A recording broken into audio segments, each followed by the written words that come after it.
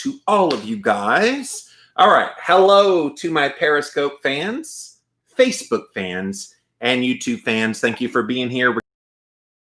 Me rants. So this is the show I do Monday Eastern time, where we pretty much talk about all kinds of things on the show. And then we get to Friday. And when Friday comes along, Friday is pretty much a free-for-all on my show, Jimmy Rants. And so it's your opportunity to ask me anything. So I literally set up Fridays for the sole purpose of giving you the opportunity to engage with me, any questions that you might have had about stuff I talked about that week.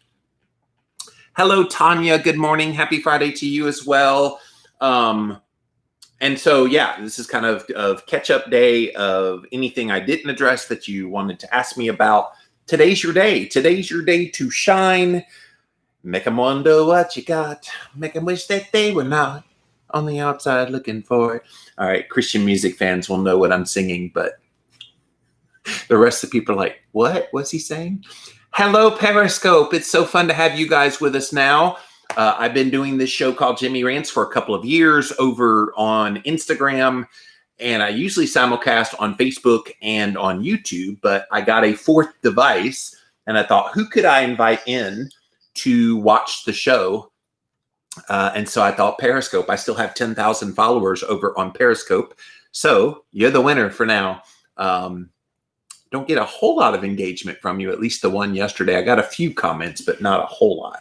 I guess it's so new, and I've been gone so long from there. So, all right, well, let's get this show on the road. It is Ask Me Anything, so get your questions ready. Write your questions down there, and when the time comes, really, Abity, pretty, are you vegan? That's the first question you want to ask me. Hello, Deborah. Thanks for being here on YouTube. Somebody's already asked, are you vegan? With a name like Living Low Carb Man, you think I'm vegan? Okay. Whew, gonna be one of those days. All right, here we go.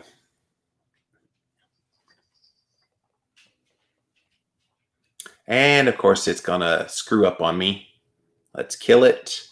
Let's go back in there. Sometimes I press go and it don't go. So we're gonna try it again. And put in the title. Done. Going live. All right, here we go. It's Friday here on Jimmy Rants, and that means ask me anything. So ask me anything. JimmyRants.com is the website. Come on over to the Instagram page, Jimmy Rants. That's where the fun begins, Monday through Friday, 11 a.m. Eastern time. Be there, be square. Thank you so much for being here today for the show. We also simulcast on Periscope, Facebook, and on YouTube. Thank you all for being here today for the show. If you missed the live, you can watch it on replay right here on Instagram. Go to the Jimmy Rants Instagram page, and if you type in or go to the IGTV, that's where you go there, and you can see all the past episodes there. We've been doing it on this device for the past couple of weeks, so if you need to see the older episodes, you can go on over to my YouTube channel, YouTube, and type in the keyword Jimmy Rants. You'll find the show there as well. We also house all of the episodes in one place at the official website. It is at jimmyrants.com. And yeah, when you're there, just noodle around. If you want to look up by like topic, you can do that on YouTube pretty easily. If you put in Jimmy Rants and then like cholesterol, you'll see every rant that I've ever done about cholesterol. So yeah, we try to make it easy here. I don't know what they're doing with the censorship right now. I don't know how much longer they're going to allow us to be on Instagram and Facebook and YouTube, but definitely there is a new policy. I need you guys to know about this. Today is December 18th. On December 20th, which is on Sunday, Instagram and Facebook have a brand new policy. Did you know this? And in the policy, it basically states that they can remove you for any reason or no reason at all. And so just be aware that if suddenly on Monday, you don't see a whole lot of your favorites, then that's going to be the reason. And yes, Cariana is saying, do you plan on any alternative platforms like BitChute, Rumble, Parler, etc.? I am on Parler, so I'm at Living Low Carb Man over on Parler. I don't really like Parler. I know everybody's going over there because they're not censoring stuff there, but I'm just I'm a stickler for good quality social media, and I don't think they've got it yet. Do I post there? Yes. Is it clunky? Oh, you betcha. It's real clunky. If I could go live from there, like I go live on Instagram, I would go live from Parler if I could. And I did set up a Rumble account. I am testing kind of Periscope. There's really nobody engaging on Periscope over here. So I may go live on Rumble soon. I did download the app and set up a username. What else? Living Low Carb Man. And so, yes, to answer your question, Cariana, certainly am looking into all the alternatives. I am telling you as well that I'm working on trying to go live directly from jimmyrants.com. Now, the only bad part about that is, unlike all the social media channels, you get a push notification that says, hey, Jimmy went live. I'm not sure how that would work if I did that from my own website, other than you guys who are super fans, knowing it's 11 a.m. and knowing that I go live at that, that you would just go straight there. So we'll figure it out. We'll figure out a way to do it. But just be aware, come Sunday is when I think the purge in massive ways is going to start. Okay, so just be ready for that. I'm trying to warn people ahead of time. They made a terms of service policy change not that long ago, and they said it's going to go into effect on December 20th. So get ready. December 20th is imminent. And if we're suddenly gone, now you know why. Now, hopefully, we're not gone and all the everywhere all at one time. So if you don't see me on Instagram, look for me on Facebook. If you don't see me on Facebook, look for me on YouTube. If you don't see me on any of those, definitely go over to Parler. I'll be talking through there to announce the next steps. But at Living Low Carb Man, pretty much wherever I go, that's the username I'm going to set up. But today, guys, it is Ask Me Anything. Fridays are one of my favorite shows of the week because it basically opens the floor to you to ask me anything you want. And I have lots of knowledge when it comes to ketogenic diets, low-carb diets, fasting, cholesterol, book writing, podcasting, building a brand, dealing with haters, or really anything you want to know about me. Or anything else. Today is your opportunity to ask me anything. So get your questions ready. And as always, I have a few headlines to go over at the beginning. So we're going to do that right now. So get your questions ready. Go ahead and write your questions down there. And when the time comes, we will get to your question. All right. Did you know, according to this CNBC story, that you can't sue Pfizer or Moderna if you have a severe 9,1-Dieback V-word side effect? Did you know that? And the government likely won't give you any compensation either. So if you experience any kind of severe side effects as a result of taking this V-word, lawyers have told CNBC there's basically no one that you can blame in a court of law.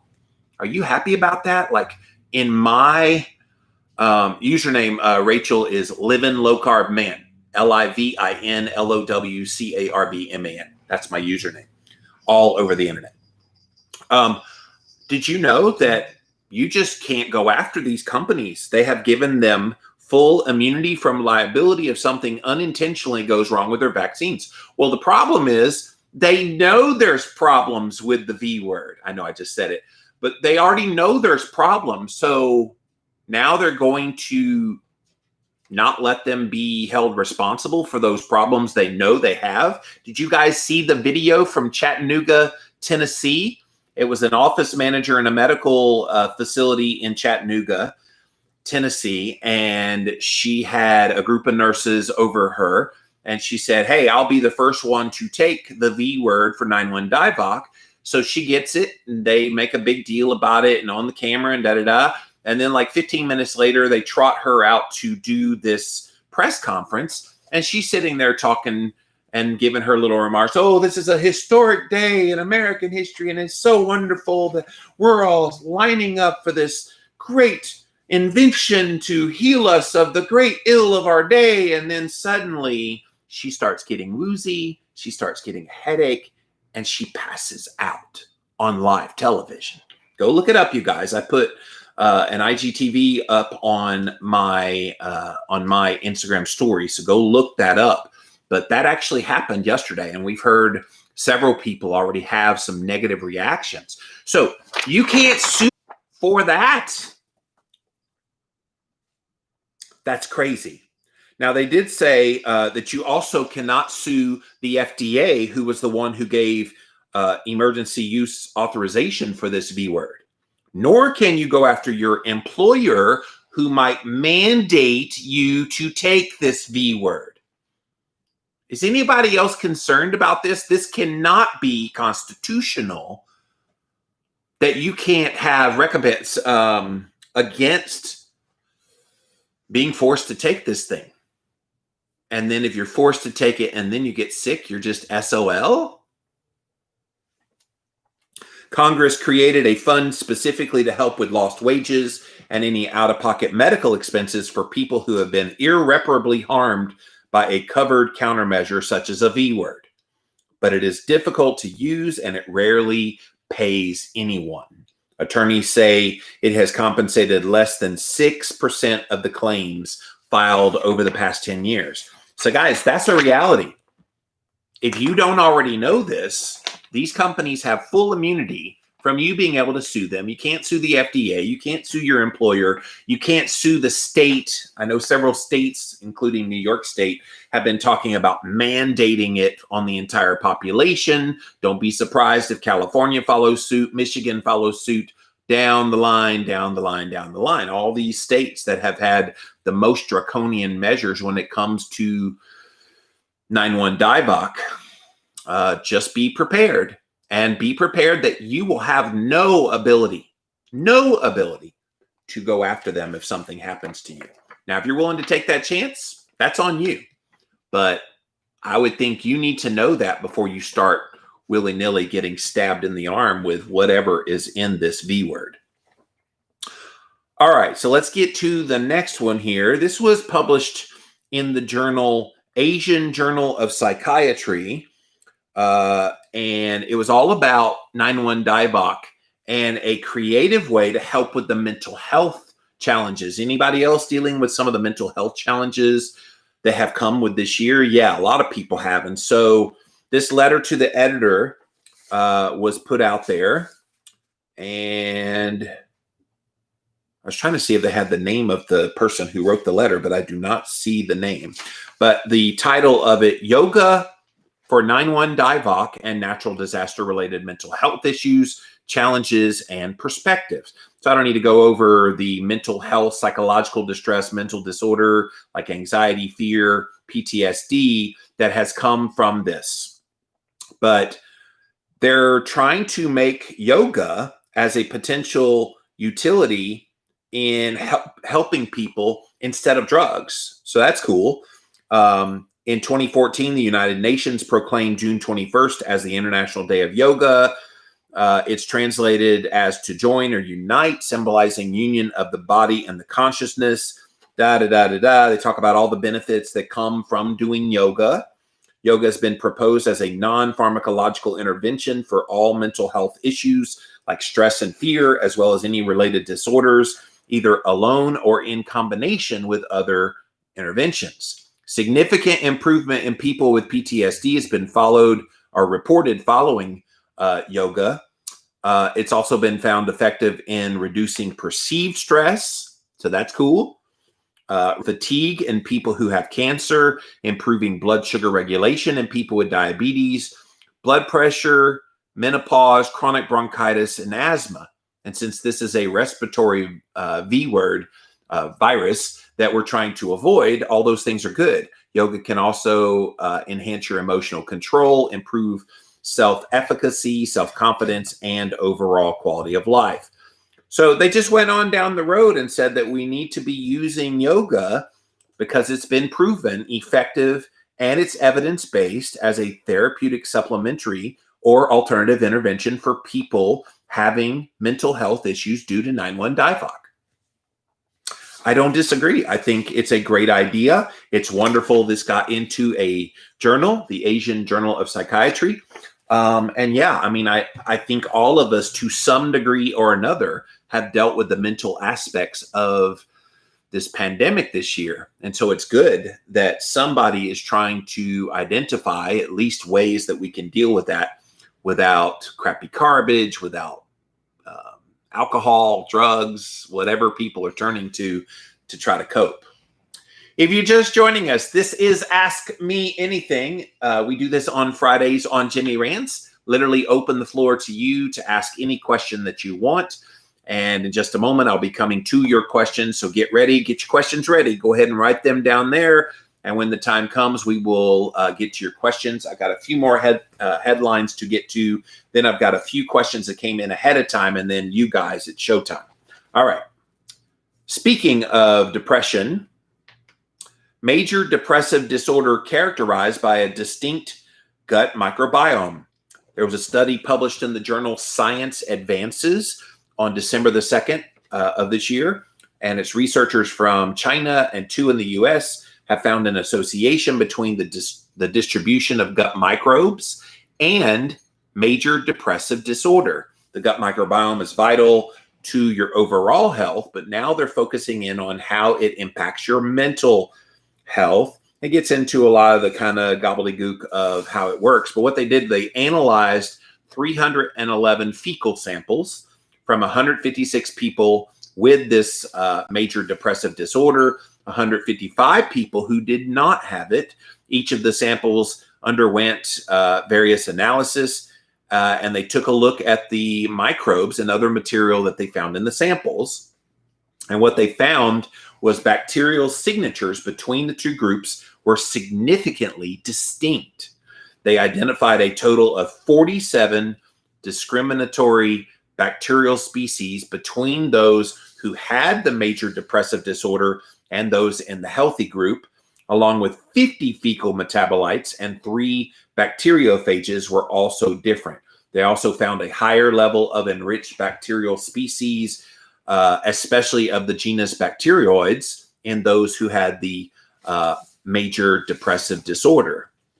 They noted higher levels of the bacteroids in the microbiome, which might help heighten levels of cytokines and the associated inflammation that comes with that in those who have the major depressive disorder to the general population.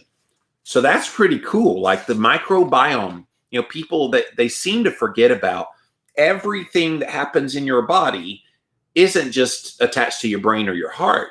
That microbiome in your gut literally impacts every aspect of your life. And if you or someone you know tends to have issues with major depressive disorder, you get depressed, you get anxious and blah, blah, blah. It could be a microbiome issue. And it's certainly worth looking into and having your gut microbiome analyzed, and then look to see if it has some of these same characteristics that they're finding in this study. Again, that was in the journal Science Advances, published December 2nd, 2020. Pretty cool, huh? All right, I got 2 more. So there was some research back in July that looks at how genetic legacy influences health and behavior, and it suggests that a Neanderthal gene variant affects how you experience pain. So the Neanderthal version of the gene SCN9A, which codes for the protein NaV1.7. This protein is a sodium channel, essentially acts as a pain volume control, deciding how many painful signals are sent to the spinal cord and brain. What they found was the mutation was found in 0.4% of the UK Biobank participants, a genome database made up of 500,000 British people. Those who had all 3 substitutions were about 7% more likely to report pain in their lifetime than those without it. The individuals who carry this variation seem to have ended up with the short end of the stick because they experience more pain compared to those who don't have it. And they go on to say pain's not a bad thing because it's a evolutionary tool to make sure you stay out of harm. A version of the gene found in the Neanderthal genomes had 3 genetic mutations that resulted in the altered shape for the protein. They expressed the mutation in frogs to learn how this alteration might have affected the nerves of Neanderthals. What they don't know yet is if this heightened sensitivity in the Neanderthals was a result of natural selection, or whether these were evolved mutations that were beneficial to hunter-gatherers. Regardless, the study marks a step towards a better understanding of what we might have inherited from our Neanderthal ancestors, and it helps to explain why some people have more mood issues, some people have worse metabolism, and why some people feel more pain than others. So that's pretty cool as well. That was published in Inverse.com. They were doing an end of the year kind of series of their best columns from the year. And I saw that and I thought that was really interesting. Okay, last one. And then it's you guys. We will get to your questions. So keep your questions flooding in, you guys. I see Facebook's got several. Where are you, YouTube and Instagram? Give me some questions. I don't see any from you guys. So we'll get to you guys here in a moment.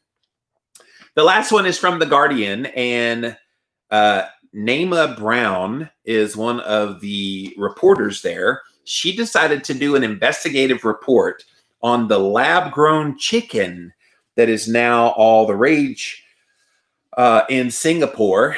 And he made a comment, the CEO of this company made a comment that I thought was so incredibly fascinating. Listen to this, you guys.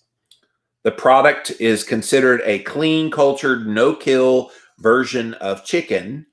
It's now going to be approved for sale to customers in Singapore, the very first one in the world. The company CEO, Josh Tetrick, would prefer if everyone stops giving the additional descriptors to describe his product and simply call his product meat. See, guys, I've been talking about this for a little while. The agenda with the vegan burgers, with the vegan meats, and why I've had such a hard time with calling them meat is this very thing. This is the very reason. He wants you to stop calling it fake meat, vegan meat, plant-based meat. He just wants you to call it meat. And that's been the design all along. Call it Beyond Meat.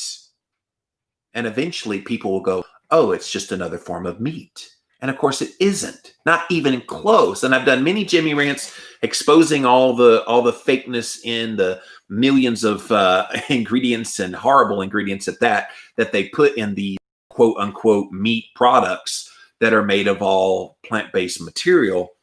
It's gotten ridiculous. And now we see that's the next way that they're going. By the way, this reporter who did this particular taste test, she said it tasted like chicken, but there was just something off about eating something that I knew wasn't really chicken.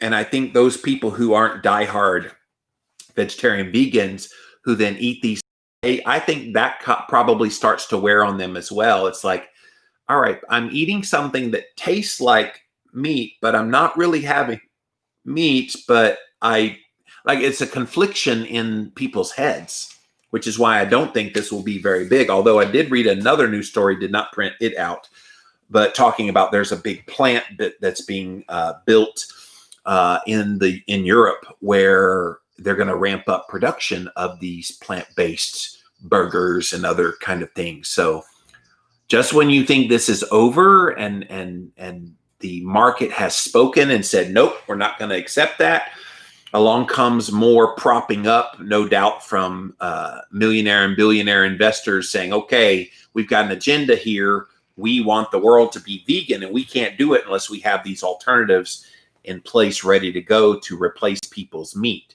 Because what's next? So they get you convinced to call this stuff meat. So then that meat, then they eliminate meat from society, but then now you don't need this meat from this fake meat. You see what I'm saying? It seems like it's a slow move in that direction of the guy that owns Impossible Burgers, the CEO of Impossible Burger. He admitted that their goal with their company is to make everyone vegetarian vegan by the 35. So that's 15 years from now. You don't make that huge of a change without radically changing the way people eat. And I don't know about you, like 15 years from now, I'm going to be 64. I'm still going to be eating meat, so bring it. They're going to have a fight on their hands if they try to take meat away. All right, so keep your questions coming. In just a minute, we'll get to those. Let's get to the ones that came in ahead of time. All right. So this first one, what supplements do you, and do you have organ meat and take ancestral supplements? So let me answer the first one first, or the second one first, excuse me. I do not have organ meats per se, because I still have a very tough time getting them down. About the closest I've come to getting organ meats, things like liver, into my body is when I could slice up raw slivers of it into little pill shapes and then freeze them. If you've never done this trick, try this. If you have tough time with getting organ meats into your body, get you some raw liver, cut it into slivers, into little pill-sized slivers, freeze it, and I mean hard freeze it for days. And then once you do that, then you pull out one of those little slivers and you take some water and shoot it down, and you don't even taste the liver at all. It just goes right into there. Amanda says, grind it up in your burgers. Yeah, I still taste it. See, that's my problem, you guys, and some of you might relate. I'm a hyper taster. All of my senses are heightened. For some reason, I taste things very bitter, which is why I don't like coffee. I don't like super dark chocolate. I can taste chalky, bitter flavor in broccoli when it's raw. There's just so many. I hyper taste. So I even taste it in the burgers when I grind it up, Amanda. But the frozen trick works. So if I take the time to get some raw liver and try to get it from a grass-fed animal, because it is the liver after all. You don't want to be doing grain-fed liver because that's where all the toxins had to be filtered through. Go ahead and get a grass-fed animal and get the liver and then do it in the slivers. But what I do is I use basically a little freeze-dried blend. Paleo Valley is the one that I use, and they have various things in there. I have another one that a guy sent me from Australia that has all of the lean, heart, on and on, but it also has kelp from seaweed. And so it's kind of a cool little combo. The kelp gives you some iodine. So as far as other supplements, I mean, it's as needed. I have been taking very high dose vitamin D this year because of 9-1 Dieback. And I haven't had the first sign of any sickness whatsoever, other than those couple of days where I got really tired. But and then I do a multivitamin from my company, Keto Living. If you go to ketoliving.com, we have a multi that was developed by Doc Muscles. You guys know Dr. Adam Nally. So he developed this, and so we sell that on ketoliving.com. So I take that, and then like I said, it's targeted. Like some days I will have CBD oil. If I'm having a little bit more of a stressful day, I'll squirt some CBD oil under my tongue. I will occasionally take a sleep supplement as well, but not every day. I try to get my body to naturally go to sleep, so I don't take all these sleep supplements, but I take one that's got CBD and valerian root and other little sleep aids in it. Yeah, I mean, I'm not real picky about having to take a bunch of supplements. Target where you're deficient. And a good multi, which the Keto Living one is a very good multi, you don't really need to take a whole lot outside of that other than you're targeted. But thank you for that question. See what the next question is. Is Candida in the gut something to be concerned about? Yeah, sure is. So anything that would feed into the Candida is not going to be good for your health and your body and your quality of life. So yeah, if you've got one of those things going on, you definitely need to get it under control. And I would highly recommend you go see a functional medicine doctor because they specialize in gut health. They specialize in identifying these things and helping you heal from them. Yeah, I definitely would not let that sit there. Because you will run into trouble. Now, the best thing you can do if you're doing it on maybe fast for a few days and certainly eat real whole foods. And I would say try to maybe even push more towards the carnivore end of things because Candida actually feeds on pretty much any carbohydrate. So even the so-called healthy ones might be exacerbating it, but definitely get checked out from a functional medicine doctor to help you. Amanda has the next question. Pursuing a career in health without having to go through all the BS doctrine. Yeah, I get a lot of questions from people about, I really want to make a difference in the world. I want to be able to have credentials after my name because that gives me moxie and it gives me the ability to be able to make a difference and people take you more seriously if you have letters after your name. And I almost always ask these same people when they write me, do you think I have credibility? And of course they all, yeah, of course. Yeah. And I'm like, yeah, how many letters I have after my name? I do have a Bachelor of Arts degree in political science and English. I have a master's degree in public policy, but nothing to do with nutritional health. Like, I think we put too much value on needing letters after our name and not enough value on the quality of the information that you share. And so I love being the everyman. I love being that empowered patient who is educated, tries to be relatable to you guys. I share when things are a little bit strange, and a lot of you comment how much you like that and you appreciate that in me. So I don't think you necessarily have to go through the BS doctrine. I mean, you could try to go through med school and get a traditional medical doctor degree because people want that MD after their name. You could try to go and get the R. I know a lot of my friends have done that. They just hold their nose at the information. To me, that's just like, I mean, I get it. You want the credentials, but I don't think it's necessary to make a difference. The world has changed. Like when I first started blogging and then podcasting, that was 15 years ago. And 15 years ago, maybe you needed those things. But look at how many people became famous on TikTok. Like, look at how many people have huge followings on YouTube and other places that aren't MD, RD, PhD, or any D. So I don't think you have to push yourself through that. Now, if you want to, that's great. I think if you want to go become a nutritional therapist, you could definitely go to the Nutritional Therapy Association. If you want to go through some of the functional medicine types of courses, I don't think that's a bad idea. If you want to pursue that, there's certainly some health certifications and health coaching that you could do as well. But don't put yourself in the box of thinking that you can't make a difference in things because you're watching a guy right now that has none of those things. And yet I think I'm making a little bit of a difference. Who knows? But thank you for that question. Next question. Show it on the screen. There we go. What is the most effective way to change people's minds? It's a big question, I know, LOL. Yes, it is a big question, and changing minds with anything is always going to be difficult if you're being. And it's one thing I've tried to learn in my career of kind of talking about diet and health is you're not really going to change anybody's minds if you lecture them. There's nothing worse to me than if you say, well, you just need to do this, this, and this, and this. And if you just did it, you wouldn't be so blah, blah, blah. And I think it sends such a wrong message to those people. My strategy is far more subtle.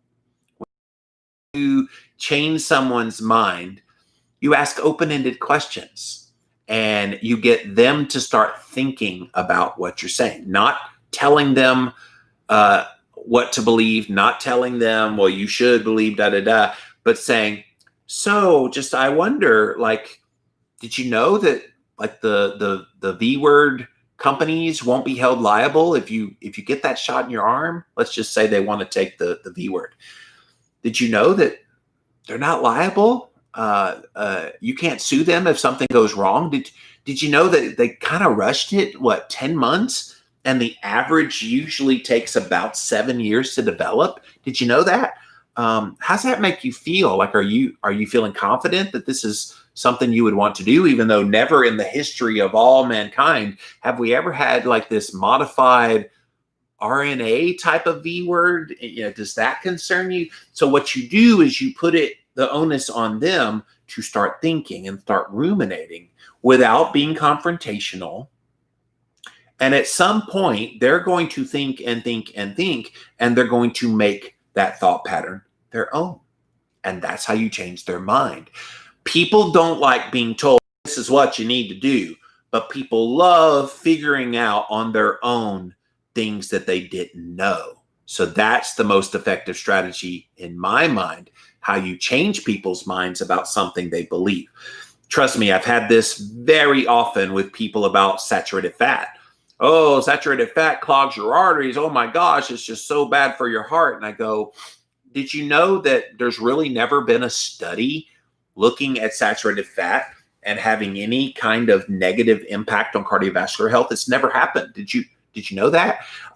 Did you know that we actually have very strong evidence that shows that consuming carbohydrates and vegetable oils, those are the worst for your heart? Did you know that? Oh my gosh. Like, do you cook in Wesson? Like, oh yeah, everybody did. Corn oil was the thing. Everybody cooked fried chicken.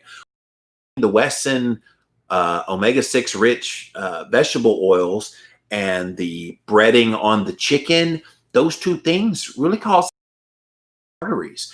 And it's that inflammation which leads to the heart issues. Now, you can have saturated fat, and it's really not going to do much when you eliminate the carbohydrate. And so you just have this conversation, you get people to start thinking and ruminating. And when people think and ruminate on their own and you make a compelling argument, then is when they change their mind.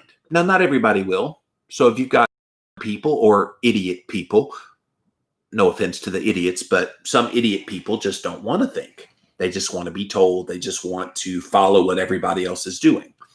But if you've got someone open-minded enough, then you can definitely change their mind. But thank you for that question. All right, last one.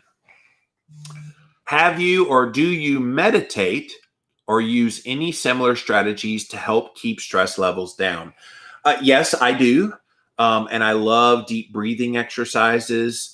I love massage chair and using a massage wand. So I've got several different kind of little massage wand things that I use. And guys, if you don't massage your body often with like a little wand or just something, that there's so many of them out there now that you could pretty much find them anywhere. But you'll be surprised as you go over, like I'll go over all my neck and even like up towards my earlobe there, and then go all on the shoulders and all down the arm and back and then all in the hand and go all through that. And then I go through my back and then down through my legs to the bottoms of my feet. And I do that daily. And when I do that, I will notice there's tension in various muscles that I didn't even realize was there. And of course, when I'm done, I'm just like, ah. And of course, if you do it close to bedtime, it actually can help you sleep as well. So that's something that I do to help with stress. I am very fortunate, I know, but I have a hot tub that I get to go in. I'm usually in that early in the morning. Pretty much every moment I'm not on Jimmy Rants and not on a podcast, I'm pretty much hanging out in my hot tub back there. I also have an infrared sauna, so I get into that regularly as well. One thing I need to step up my game on is the ice baths. I used to always take ice baths, and I'd go between the sauna and the ice bath because that's also a stress. Something else that I do that people don't really put a lot of stock in, I actively seek out things that make me happy. So if it's viral videos, I love watching Karen viral videos. Those are hilarious. Or on YouTube, they actually have a whole bunch of videos from this dry bar comedy. If you don't like raunchy comedians, Dry Bar Comedy. Go look them up over on YouTube.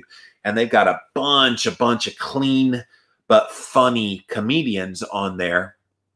And so I'll watch whole comedian specials, 45-minute specials, just to kind of giggle on. And when you're laughing, some of those endorphins release, and then you get the relief from your stress that way. So many ways that I do it. And I try not to dwell on the negative circumstances in life. Like right now, there's a lot that you could dwell on that's negative, but I just choose not to. I think life's too short. And we're all going through the everything with 9/11 Dieback and this never ending, just so many things still going on, and then personal stuff going on in our lives. It's always going to be there. So try to deal with it in the moment. But thank you for that question. All right, guys, it is your time to shine. So I'm coming to you next. It's your time. This is Ask Me Anything. Ask me whatever you want to ask me. Put it down there in the comment section. And when the time comes, I will come to you. First to Instagram, then over to Facebook. Periscope just dropped off the face of the planet. I think that app is dying. I'm going to try Rumble probably soon. So next on Facebook, and then finally on YouTube. Thank you for being here today. JimmyRants.com is the website. And oh, come on. Instagram's giving me a hard time. When I scroll, sometimes it pins everything to the top, so it's hard to see you guys. All right, here we go.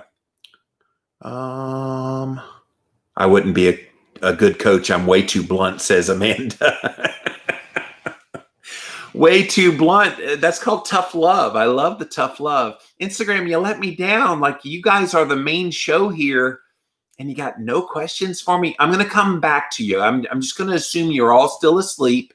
You just needed time to wake up. So wake up!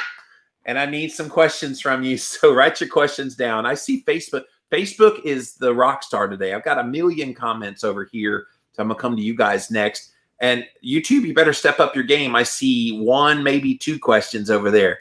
You guys, this is literally your day to shine. So ask me anything, and I'll come back to you guys here in just a moment. Got my eye on you. All right, Facebook, thank you for heeding my call for questions. Tanya says, have you heard of anyone reporting having more leg cramps since starting keto carnivore, even after using minerals and magnesium? Well, Tanya, yes, I have. And a lot of times the reason why people still have leg cramps starting keto and carnivore, and then they add in some minerals and magnesium, they didn't add in enough. I think sometimes the deficiency is such that you need a lot more than you think you do. Now, with magnesium, you have to be really careful about it, because if you get too much, you can get the runs, and you don't want that. As far as helping with the cramps, don't neglect salt. Magnesium's cool, but salt is the elixir. You get salt in your body, and you get adequate hydration with that salt. And I would say salt, and to a lesser degree, maybe potassium. But when you get adequate salt, the body has a really good way of balancing out electrolytes. And we have become so salt phobic that people undersalt nearly everything. And so I would say the biggest thing you can do is to get some salt. I highly recommend Redmond's Real Salt. I love that stuff. I bought a big old bucket. It's on top of my refrigerator in there, a big gallon bucket of it. And I just keep it on hand all the time. When I'm fasting, salt. When I'm cooking, salt. And if you do that, I think those leg cramps can go away.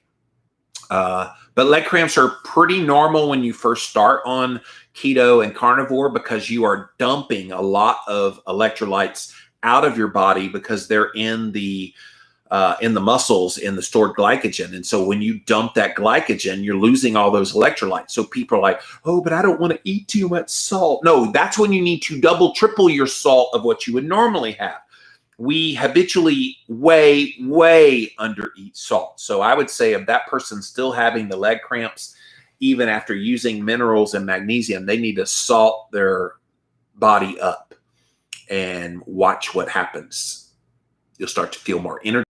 You'll get more mental clarity. The headaches maybe that are associated with the cramps and stuff go away as well. Let me know how that works, Tanya, because it's pretty easy to fix that.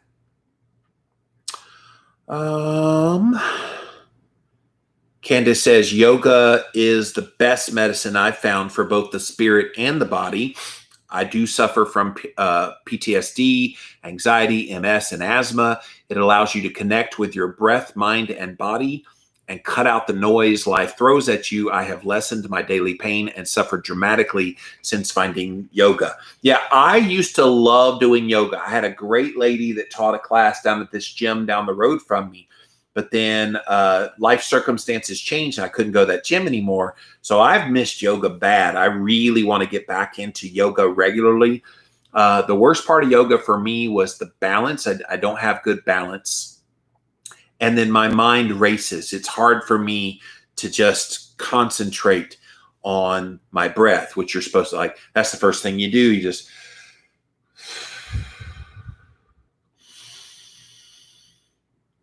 and you're supposed to be regular in your breathing. And it's so hard for me, but that's good that it helped you, Candace. Ooh, just that little bit of breathing. This is why I deep breathe, to kind of de-stress, and that's what I think most of yoga is. It's that breathing you do during that hour. It's pretty amazing. Emily says, I want to know, why are they fudging the numbers? I assume you mean on 9-1 Dieback. I work math based the positive cases. I work for a health system and the number of hospitals in my state, and it's over 100,000 less than what's being reported. Well, there's a lot of shenanigans, I think, in that arena going on, because if you look at, and just go to the cdc.gov, just go to the site, and you can see the actual death numbers for 2020. Guys, we're below last year. And with just a few more days left in this year, we're probably going to end up cumulatively less deaths than last year. Now, you would think if we're in this bad, deadly pandemic, that we would see a commensurate rise in the death totals by keeping pretty much everything sort of kind of stable and then adding in the 9-1 Dieback deaths, and then we would have that many more deaths. But that's not what's happened. We've had less heart attacks. I will give one category of deaths the benefit of the doubt that it's down, and that's car accidents, car accident deaths, because a lot of people haven't been traveling and been out on the road. So we'll count that, but that doesn't account for all those deaths. And people are still dying of car accidents, so that's not totally there. But heart disease, the heart disease deaths are down. Why would they be down? We didn't suddenly get healthier in 2020. So the question of why fudging the numbers, there's a lot of financial incentives for hospital systems. And you know this, having working at a health system. There are definitely perks if you've got a 9-1 Dieback patient that's worth a lot of money. And hospitals that are struggling for money, it's easy for them to do that. And we've been told, and I've posted all about this, by different health workers and people that work in the numbers of how we count the deaths of 9-1 Dieback. They said, look, if at the time of death, someone has 9-1 Dieback, it's considered a 9-1 Dieback death. And it doesn't matter that they were in a motorcycle accident. It doesn't matter that they were old and in a nursing home. It doesn't matter all these other reasons that they died. They put the primary reason for the death as 9-1 Dieback. And it's unfortunate because now we have this inflation of the deaths to stir up fear in the population. And it's sad people die. Don't get me wrong. I'm not minimizing the death, but the death was there anyway. Has very little to do with 9-1 Dieback. And the number of percentage of the deaths that are actually just from 9-1 Dieback is so minuscule. It's something like 6 to 9% of the deaths that have been reported are actually just from 9-1 Dieback. All the rest of them had other issues going on. Now, I know there's debate out there. Well, did 9-1 Dieback speed up those other issues, and the other issues made them more susceptible? Yes, I get all that. But they have already admitted that if they died and had 9-1 Dieback at the time of death, they're a 9-1 Dieback death, even though they had renal failure, even though they had cancer, even though they had all these other things going on. So why is as good a guess as anybody? You could guess as good as me. But there's a lot of financial incentive there. There's also a lot of power incentive there, because if you make the public think this thing is worse than it actually is, you can definitely wield more power and control over them. And I think that's the phase we're in now.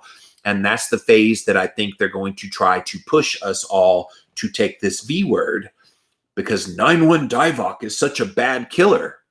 You guys remember before Thanksgiving, Dr. Fauci went out there and he said, oh, don't travel for Thanksgiving because that's going to be a super spreader event. And we're going to have upwards of 200, even Joe Biden said this, we'll have upwards of 200 to 300,000 more people dead by the end of the year if you go see grandma at Thanksgiving. And they're doing the same thing about Christmas now.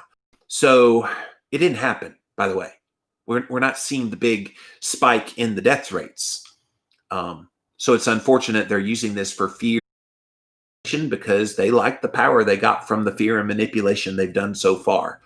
Yes, I'm very jaded, but I have a reason to be. They've given us no reason to believe them. And guys, it's not going to get better in 2021. Everybody thinks the calendar is going to turn over 2021. Oh, thank God 2020 is over. I think 2021 could be far worse than 2020. Not. So you can hear the sirens in the background. They're already coming for us. Yeah, I think 2021 potentially could be worse than 2020 in terms of some of the measures that they're going to take. Just be ready for that. Just be ready. The current state of world affairs suggests it's very easy to change the views with effective psychology propaganda very quickly. We're in for a long haul. I call it the Great War on Truth. We'll see how history frames it later if we're around. Yeah.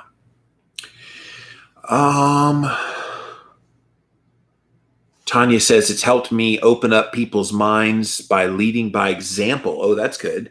People constantly ask me what I'm doing differently and often want to talk or ask me to consult them. It's been an amazing journey. Tanya, that's awesome. And that is the fun part, that when you make changes and people notice it, yeah, they will come to you when they need help. Has anyone who has diverticulitis or poor gut motility on keto? The dietary advice is to eat white bread and pasta and jello. I eat bone broth and liver pate right now. Yeah, I've never understood the white bread, pasta, and jello as the answer to anything. Yeah, maybe it helps with some of the gut motility stuff, but it still doesn't have anything but a bad effect on your blood sugar and insulin, inflammation, and all the things that down the road will make you unhealthy. I can't imagine why keto would not. But again, like I said earlier to someone's question over here, functional medicine doctor, and they can help you.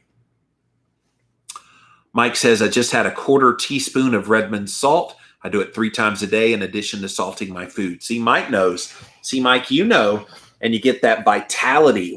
I don't know about you, especially when I'm fasting and I'm doing a long fast of more than 3 days. And I get salt underneath my tongue and let it just kind of ooze there. Oh, you get like a jolt of energy. It's amazing. People don't even realize how powerful salt really is, because they've been made to fear it. And wrongly so. We never should have been fearing salt, especially real salt. All right. Thank you, Facebook. Now let's pop over here to my YouTube channel. What's up, YouTube? Are you a vegan? Boy, they started out with a bang. Are you a vegan?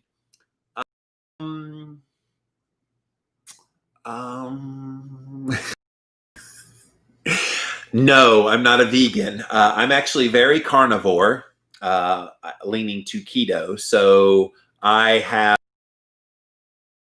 it. I do add in avocado.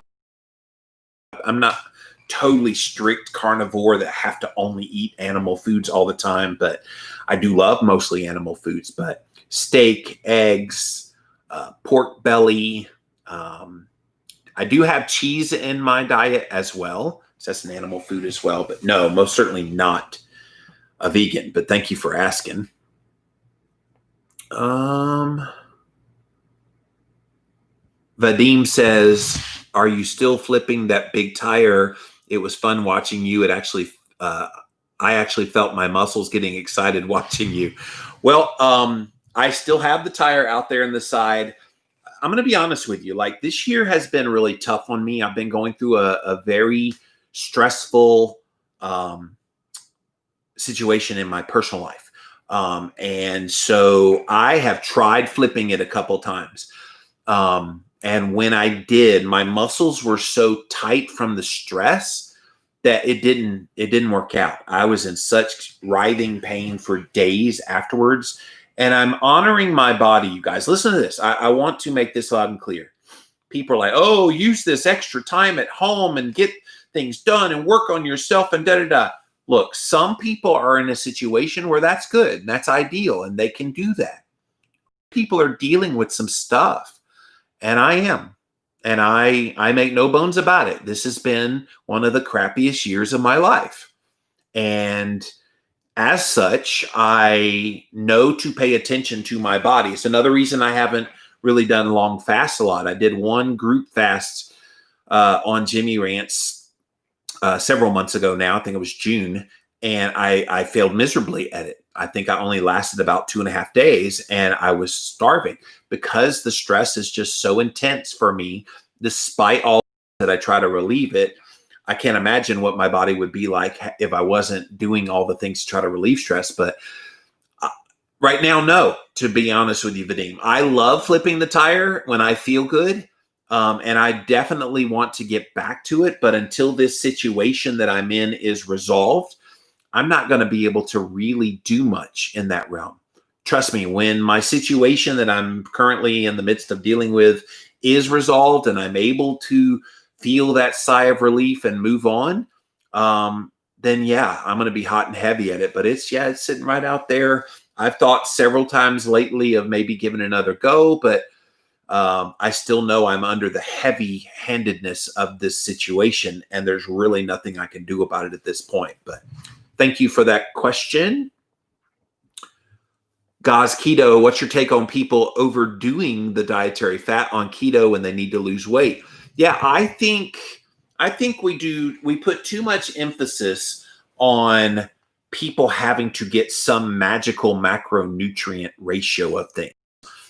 And people that, oh, you have to go extremely high in fat and you need to make sure that you keep your fat levels up and hit some percentage of it, and make sure at the end of the day, if you haven't gotten to your percentage of fat, you need to eat, whole tablespoons of fat. And I'm thinking, well, that's just unnatural. Like, why would you do that? So to answer your question, I think people need to eat enough fat in the diet that makes them feel satiated. Enough fat that makes the food tasty. I think the primary focus people should put in their ketogenic diet is getting quality protein. And you get the quality protein, and I've interviewed various people on my podcasts over the years. Dr. Donald Layman, most authorities on the subject of protein. And I remember when I had him on many years ago now, but when I had him on, he said, you need at every meal, listen to this, guys, every meal that you eat, you need a minimum of 30 grams of protein. If you're not having a minimum of 30 grams of protein, then you're going to lose muscle. Then you're going to have issues in your body, because those amino acids are the building blocks of literally every part of your life. And so have the amino acids, but then get the natural fat that comes with those amino acids. This is why beef is such a great superfood. Chicken, I have a little more problems with chicken because chicken can be insulinogenic, especially chicken breast. Please don't just eat chicken breast unless you just like that. Have the whole chicken, skin and everything, and the dark meat and everything. One of my favorite things to do when I do have chicken is to have a rotisserie chicken. And I'll sit there and have pieces of all around it. I'll have the skin. I'll have the dark meat from the legs. I'll have some of the chicken breasts. My cats love when I get a rotisserie, because they know they're going to get a lot of chicken breast, because I don't eat a lot of the lean meat. As do my chickens, by the way. I'll throw them the carcass at the end and leave like some of the breast on there, and they just devour. Yes, chickens love chicken. I promise you they do. It's not weird. It's just that's what chickens do. But yeah, to answer your question, yes, you can overdo it on the fat. And I think that's why people should put the focus on protein first with the natural fats that come with it. If you want a little extra fat for flavoring, like I think a pat of butter on top of a steak is far better than putting A1 sauce on top of the steak. So yeah, I love it. And then, let your hunger and how you feel and all that guide you, that if you're hungry pretty quick after eating a meal like that, then maybe you needed to bump up the fat a little bit. And you should never feel gorged at the end of eating. All of those things are signs of how to adjust your macros. But thank you for that question. And thank you, YouTube. Let me go back over here if Instagram has awakened. Paul, you woke up. Thank you for being here, Paul. How do I tell my 85-year-old mother who should get the shot first and think that it's so bad, but that's probably layering up for a couple of days? Yeah, I think if your mother's 85 years old, she doesn't need this V word. At the end of the day, she's lived a long and beautiful life. And I just hate the way they're marketing it. Well, we need to get all the frontline workers in the health industry and then go after all the old people. And I'm thinking the old people are probably going, yeah, y'all get this thing. And all the youngins get it, and enough get it or exposed to it naturally in the wild, and herd immunity kicks in. And then these people, like your 85-year-old mother, are going to be just fine. Like, I hate it. And my 70-year-old mom, who's pretty frail, she's got several comorbidities. I talk about this, that, hey, stay away from this V word. Like, you don't need this. Just stay safe. And she's secluded. She hasn't really been out that much. But let everybody else get it, and this herd immunity will kick in. Yeah, I don't. And then the fact that you have to have multiple shots from this, yeah, I would be highly concerned. Val says, my restless legs were horrible when I started, even with electrolytes. I started taking iron for a bit and they stopped. Oh, that's interesting, Val. See, Val, you're proving the point that you need to changes when you change your diet. And so good for you recognizing that you had issues until you added in the electrolytes. And so that's great. Super duper. Amanda says magnesium almost always takes away my restless leg. Yeah.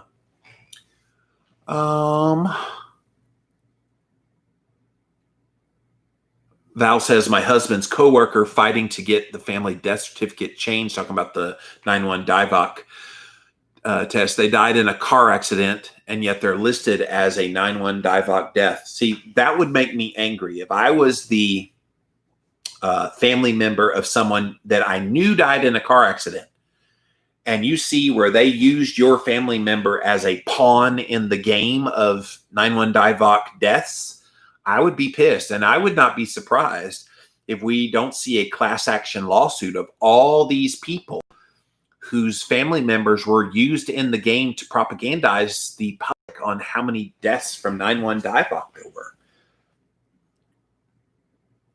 Go look up the deaths from tuberculosis. Yeah, way, way down. So many deaths in every category have pretty much fallen this year. How does that happen? If you do a 5 or 10 year analysis of the deaths by certain categories of causes of death, they're pretty much steady, with a slight increase in like heart disease and cancer and different ones every year, but not a dramatic drop as they're showing in all of these categories. It's pretty disgusting. Joshua says, I think people need to realize that peaceful non-compliance is the only way to turn it around. Well, I hope more people are becoming aware of what's going on.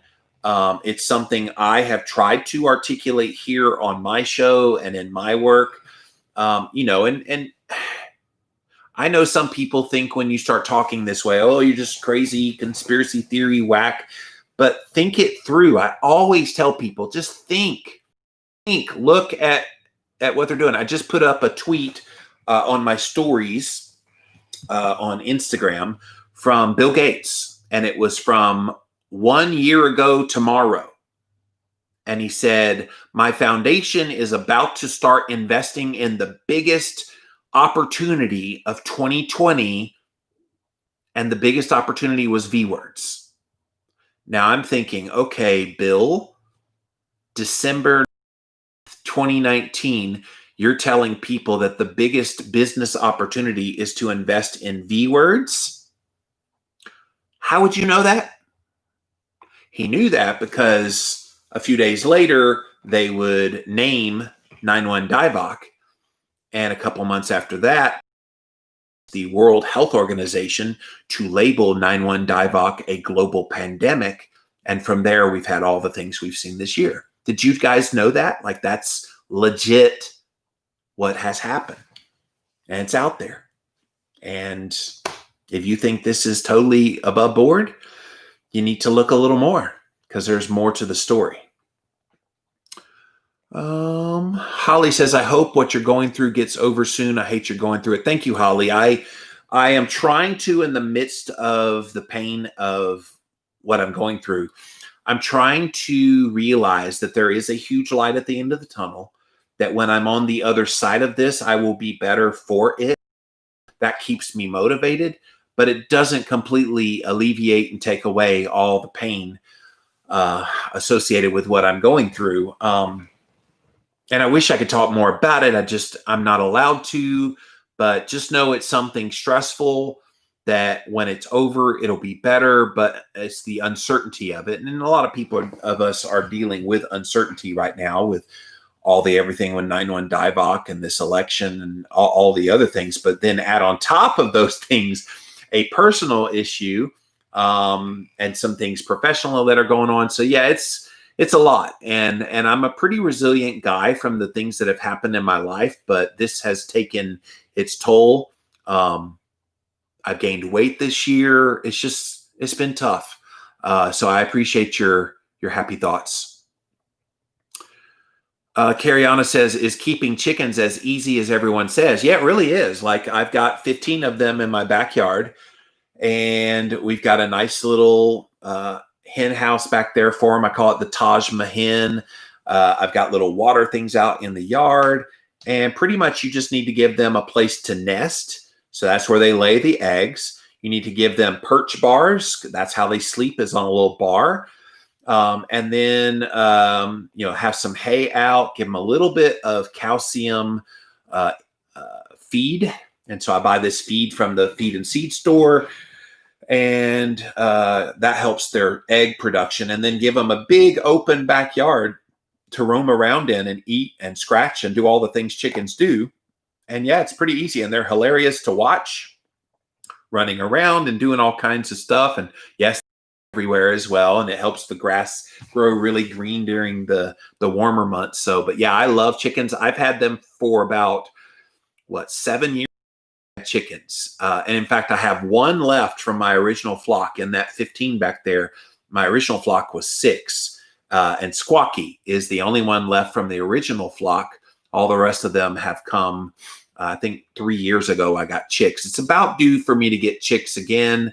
I'm holding off for now just because I want to see what happens to this flock, but they're starting to slow down egg production. So I do love me some eggs. So don't know how I'll have eggs if they stop producing eggs for me, but keeping them is a piece of cake. In fact, when I'm done with Jimmy Rants, I will go back there and make sure all their is filled up and everything. So thank you for that. What are some tips or timing with menstrual cycle? Tips for timing your fast with your menstrual cycle. Yeah, don't do it while you're menstruating, Amanda. There's so many women that want to join my challenges when I do the challenges for fasting. And then they start their period like the day or two before the fast. They come on the fast and go, Why am I struggling? I'm like, you're menstruating. Like, you're literally not in a position to be doing it. So ladies, don't do that to yourself. Like, go through your period. Let the few days before your period come, have your period, and let a few days after your period is over, and then fast if you're going to fast. Now, the only fasting I would say in the menstrual cycle would be like if you fasted. But even then, like, don't be a fool. Like, you're losing energy out of your body, and so at that point, you need to be feeding yourself to replenish what's being lost. And so, I think people try to make this formulaic, and if you're on your period, you fasting. So, but thank you for that question.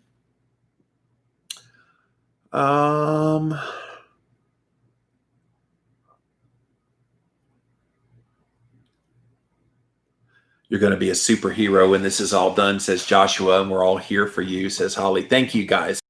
Yeah, I'm cool.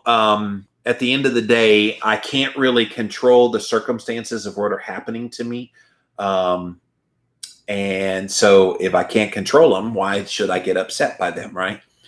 Kind of another question came in. What are you going to do about the new Instagram policies? Yeah, I noted that at the very beginning of this Jimmy Rants, that they go into effect on Sunday. So December the 20th on Instagram and Facebook, they've already decided to change their policy. And in the policy, they're very explicit that we can and will remove you for any or no reason at all.